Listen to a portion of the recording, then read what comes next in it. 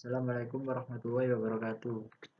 Di sini saya akan mempresentasikan korupsi dan upaya pemberantasannya dalam pandangan Islam.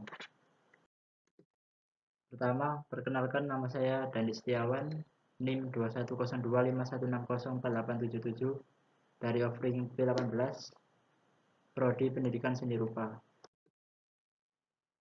Pokok pembahasan: 1. Pengertian korupsi. 2. Bentuk-bentuk korupsi. 3. Hukum korupsi dalam pandangan Islam. 4. Motif-motif korupsi. 5. Bahaya korupsi bagi kehidupan. Dan terakhir 6. Upaya mengembangkan budaya anti korupsi. 1. Pengertian korupsi. Secara istilah, korupsi mempunyai arti yang bermacam-macam. Dalam KBBI, korupsi berarti perbuatan busuk seperti penggelapan uang, penerimaan uang soko, dan lain sebagainya. Istilah ini kemudian dikaitkan dengan perilaku jahat, buruk, atau curang dalam hal keuangan, di mana individu berbuat curang ketika mengelola uang milik bersama. Oleh karena itulah, korupsi diartikan sebagai tindak pemanfaatan dana publik yang seharusnya untuk kepentingan umum dipakai secara tidak sah untuk memenuhi kebutuhan pribadi. Yang kedua, bentuk-bentuk korupsi. Yang pertama, hulul penggelapan. Hulul merupakan perbuatan mengambil sesuatu dan menyembunyikannya dalam hartanya. Riswah. Yang kedua, riswah, suap. Istilah ini berasal dari kata rasya, yarsu, riswah, yang berarti menyuap atau menyogok. Orang yang menyuap disebut al-rashi, sedangkan orang yang mengambil atau menerima suap disebut al-murtashi. Sementara orang yang menjadi perantara antara pemberi dan penerimanya dengan menambahi di suatu sisi dan mengurangi di sisi lain disebut al-ra'ish. Sebut al-ra'ish, Umar bin Khattab mendefinisikan riswah sebagai sesuatu yang diberikan oleh seseorang kepada orang yang mempunyai kekuasaan, jabatan, wewenang agar ia memberikan kepada si pemberi sesuatu yang bukan haknya. Yang ketiga, hadiah, gratifikasi.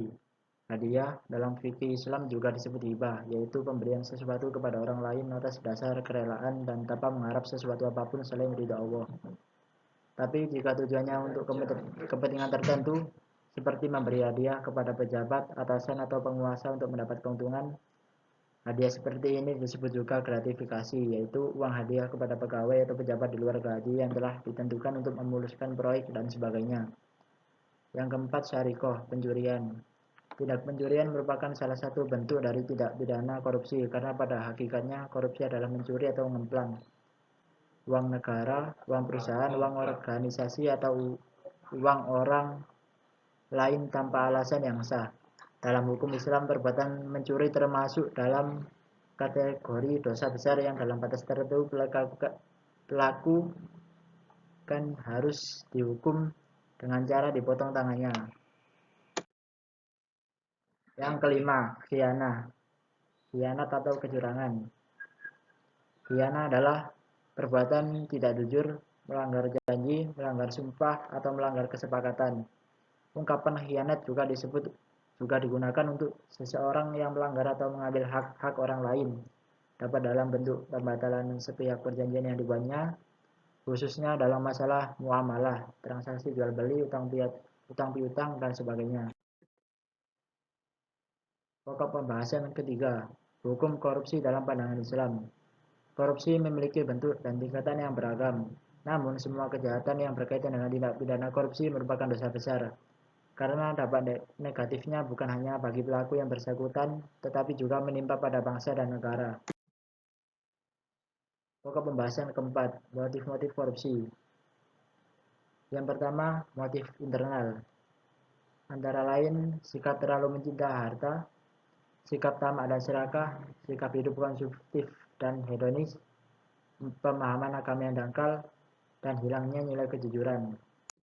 Yang kedua, motif eksternal.